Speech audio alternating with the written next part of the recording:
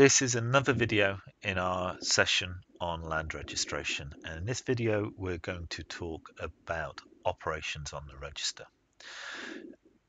In an earlier video we talked about what ownership conveys and the bundle of rights that come with ownership, which are primary rights, the ownership right itself, and subordinate rights, non-ownership rights.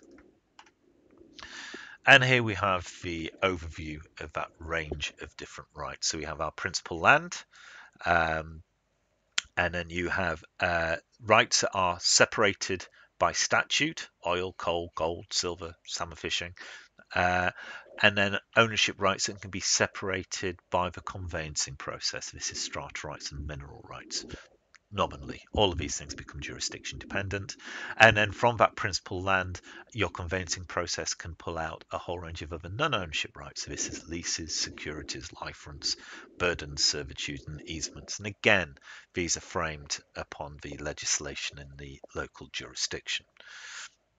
Likewise, your principal land represents a three-dimensional volume from the center of the earth all the way through up to the skies or the heavens, inscribing an arc through your owned polygon as it is draped on the surface of the earth.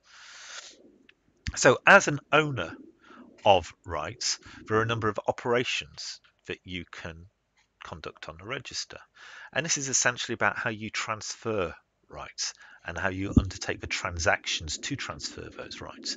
So you can have a party transfer, where you sell part or the whole of your ownership interest in land to a third party. You can have a land transfer, where you split your ownership interest in land, thereby creating two contiguous ownership land parcels with the same ownership right type. And then you can do a rights transfer. Now you can do two types of rights transfer. There's a primary rights transfer, where you separate out an ownership child from the principal land using conveyancing tools. And so that would be, if you had a piece of principal land, you could separate out a strata right. And there you'd create two ownership land parcels with two different right types. You'd have your principal land, and then you'd have a separated volume that represents a strata right. Or you can separate out some of your subordinate rights. So that creates a benefit to a named third party. Now, you've got to bear in mind that these are benefits. These are not ownership rights. These are subordinate non-ownership rights. So these benefits cannot be owned, but they can be held by third parties. Another key point here is that these third parties cannot directly transfer these rights without support from the owner, or unless there's specific legal provision to support and encourage that, i.e. a lease. So how do we frame the operations on the register of legal instruments? So all register changes are driven by legal instruments, and the register of legal instruments describes every legal change of state in the land register. And this is where something like blockchain should start to be considered as going on to the future, because blockchain should look at this as part of delta processes, and the change in the legal instruments actually demonstrates the change event itself. So conceptually, legal instruments can produce a create operation, where you're creating a new party right or land relationship, or multiple party right and land relationships within the same instrument. A variation, and that needs to be variation of an instrument that has already been registered. You can't vary something that doesn't exist. So the variation does not need to affect all rights in an instrument. Your variation can discharge things through this process. So you can discharge certain rights bundles if you so desire. And so this allows nuanced changes to an instrument over time. There are some issues here that we might need to define in terms of how we actually implement such a thing. Do you do it physically in the original deed, or do you take a derivative of that legal instrument in terms of a change? And that again will be, in many respects, influenced by the local jurisdiction. And then a discharge event, where you're discharging an instrument that has already been registered. And so that's all rights that are expressed within that deed or that legal instrument are discharged. So here is a create operation example, and here we have our 1019 exemplar, and the grantor is going to provide a security right to to a bank in exchange for money. So essentially, they've taken out a mortgage over the land that they own. Variation operation. In this instance, we'll use that same security and we'll go back there in a few years' time. And all they've done here is just reduced the amount of the mortgage from XXYYZZ down to AABBCC. So that same deed has been varied conceptually. That may not be how it works in practice. And legal instrument variation can also occur for non-ownership rights. But again, that's framed by the legislation in each jurisdiction. Let's have a look at how this works. So a variation operation example. Conceptually, a varied legal instrument consists of a new instrument, which varies the rights of the original instrument, and practically this new instrument could replace the old one. So the old instrument is discharged, and the new instrument carries forward the varied rights. And we need to understand this in terms of how we implement it.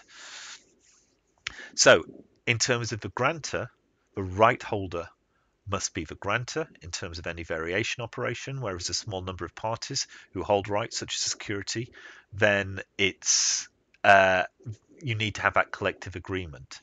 So when you've got, say, a non-ownership right of a mortgage that you want to vary, then it's a single bank. However, you might have a community deed that represents the interests of many people who live within an area.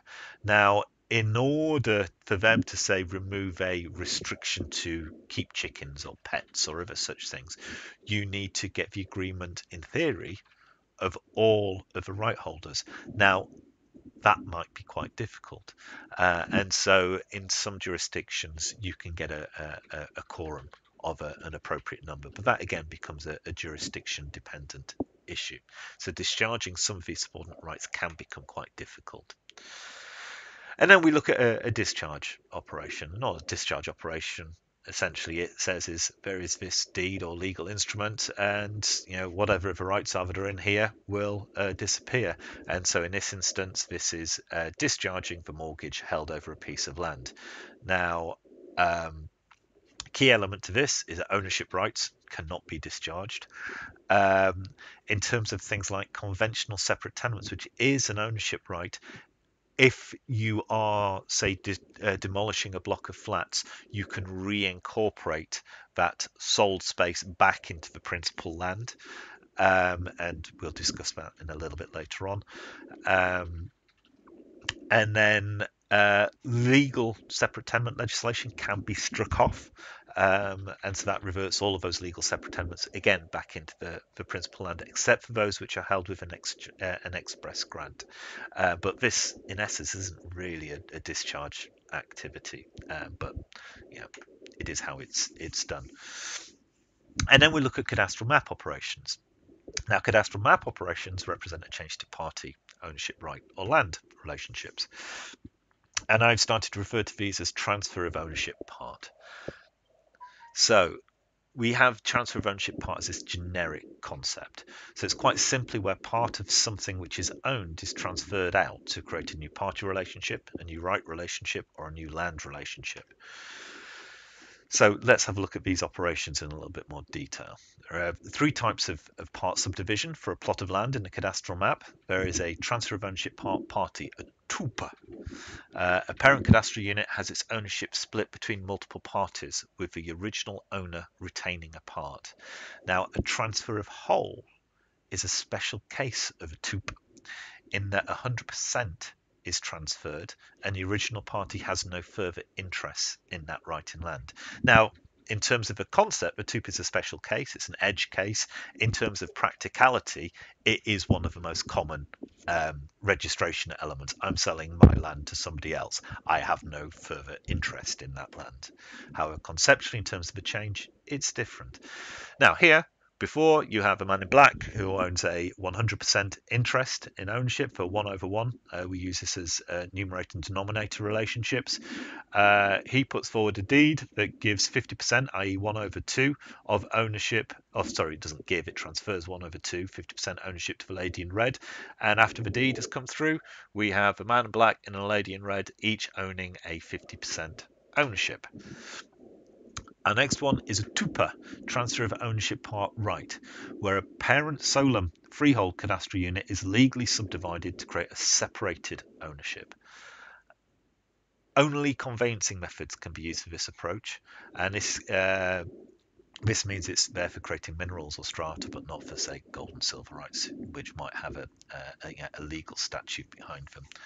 So here, for example, you have the man in black who owns this piece of principal land, and you've got to bear in mind that because it's that principal land, conceptually, the man in black owns from the center of the earth all the way up to the heavens, and he wants to do a disposition, currently to himself, of a strata right represented by this volume, so that what you have is two cadastral units at the end of it, one representing a principal land right, and one representing a strata right. And conceptually, this principal land has a hole in it, which is that strata right volume shaped hole that is taken away from the extent of the principal land once this deed has been processed.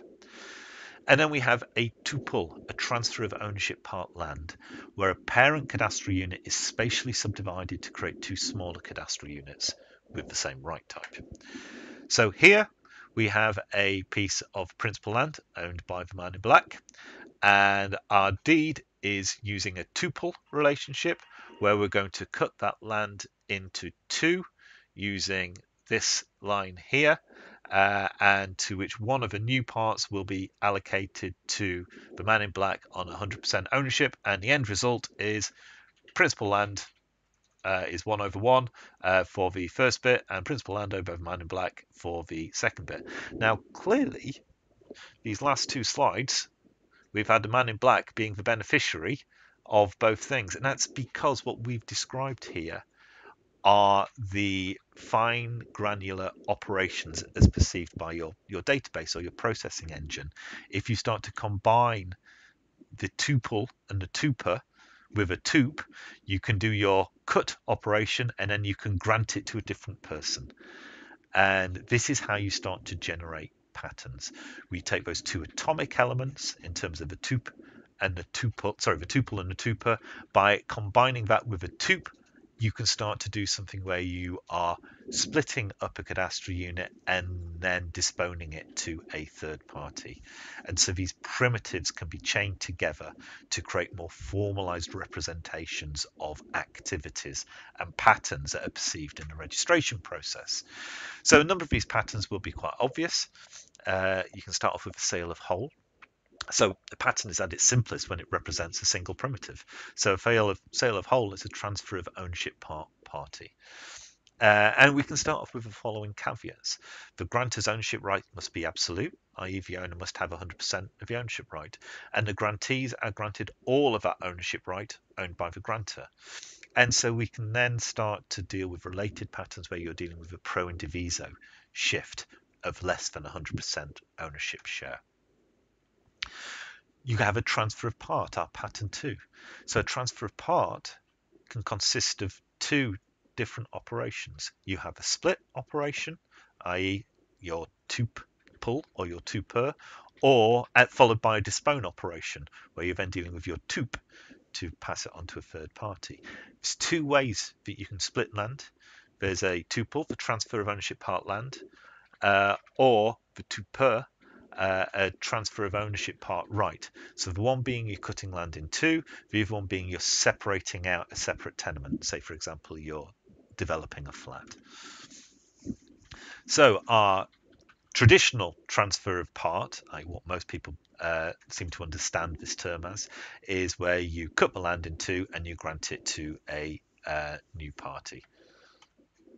Most of the time, that cutting in two will be to cut solum or principal land into, but sometimes you can use that to cut strata into. Okay, there's nothing legally that stops it working in that way.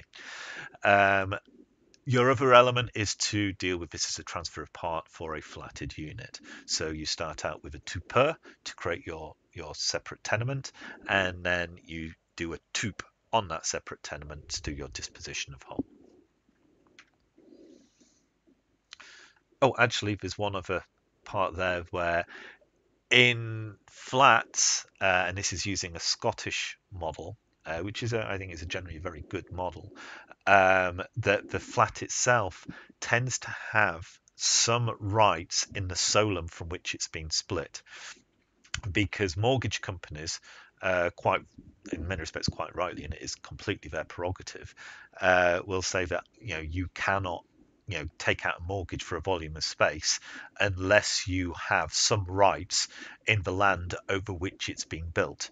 And so in that instance, if you have, say, a block of flats with 4 flats in it, each of which represents 4 volumes of space, then in all likelihood, those floor flats will each have a 1/4, i.e. 25% interest in the principal land from which they've been separated. So let's get back to this kind of operations on the register overview that we started from the beginning. And an owner can transfer some rights to third parties. Now, it can be a party transfer via a deed, resulting in a change to the cadastral map. It can be a land transfer, again via a deed, resulting in the cadastral map. Or you can have a rights transfer, again via a deed, if it's for the primary right. When it's for a subordinate right, it's deed only. So you're seeing this kind of shift in the way that deeds and rights are represented within the register at the moment. Again, there's quite a lot of nuance to this, which we'll get into in more detail later on, but this helps to start framing how we deal with the whole registration process. Okay, we're now going to move on to pertinence.